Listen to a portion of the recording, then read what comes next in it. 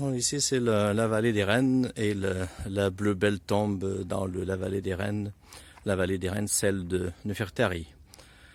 Nefertari, regardez ici, la vallée des Reines. On est à 7 heures le matin. Il y a le ballon qui fait un survol sur les monuments de la rive gauche, la rive ouest. Et la tombe de Nefertari est la femme bien-aimée de Ramsès II, la première épouse royale de Ramsès II. Et la première épouse royale, c'était un titre donné par le pharaon à une femme préférée, que devenait la chef du harem. C'est la seule qui avait le droit de s'asseoir sur le trône à côté de lui pendant les grandes cérémonies.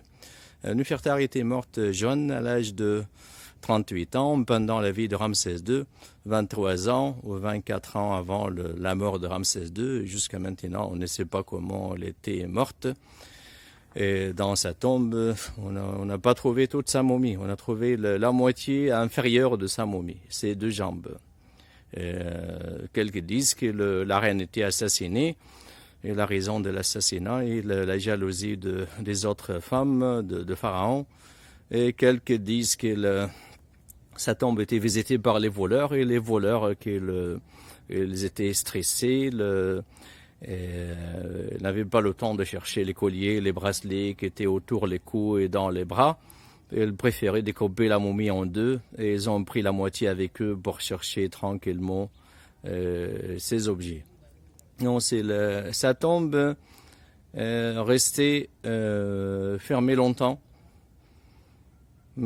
Il avait beaucoup souffert de salpêtre qui s'existait dans la roche, mais finalement, il y a plus de 20 ans, une mission italienne, et en coopération avec l'Institut américain de Paul Getty, ils ont fait la restauration de la tombe. Ils ont dépensé plus de 2 millions de dollars pour la restaurer.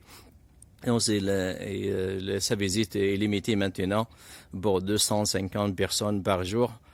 Et le billet, c'est l'équivalent de 65 euros. C'est 1400 livres égyptiennes. Le problème de la tombe, c'est qu'il y avait une couche de salpêtre entre la roche de la montagne et la couche d'enduit qui contenait la peinture. Et quand on a une couche de salpêtre entre la couche d'enduit et la roche, quelques dizaines d'années après, la couche d'enduit qui contient la peinture s'y gonfle, et elle tombe par terre. Et ici, c'est les archéologues, ils utilisaient des techniques pour restaurer la tombe. Donc, ils mettaient des papiers fabriqués par les Japonais sur les fresques pour absorber le sel, mais garder la peinture, sans abîmer la peinture. Et après, dans les petites fissures, ils injectaient avec des seringues, ils injectaient un produit ou un liquide pour coller la couche d'enduit avec la montagne, afin que la couche d'enduit se tienne avec la roche de la montagne. Et la dernière phase, ils mettaient une couche de vernis sur la peinture pour empêcher la dégradation. L'endroit de la tombe de Nefertari n'était pas choisi par hasard. Donc, il y a des Ramsès II, il aimait beaucoup cette femme. Donc, il a fait sa tombe à côté de la tombe de sa maman. La tombe de maman de Ramsès II, c'est la tombe qui est à gauche avec une entrée voûtée.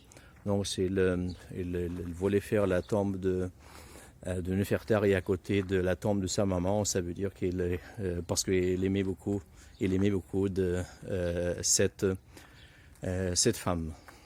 Donc, c'est la visite de la tombe est limitée donc c'est une dizaine de minutes seulement.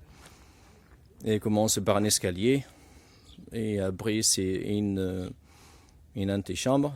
J'ai une vidéo qui vous montre dans ma chaîne. J'ai une vidéo qui vous montre les photos, les scènes intéressantes dans la tombe de Nefertari. Donc, si regardez, cherchez les vidéos qui parlent avec des photos de la tombe de Nefertari. On sait ici, c'est la vallée des Reines. Et tous ces trous verticaux sont les tombes des enfants, mais des enfants qui étaient morts petits à partir de 15 jours jusqu'à 5 ans, 6 ans. Les enfants qui étaient morts grands à partir de 8 ans, 9 ans, ils ont une tombe décorée et colorée.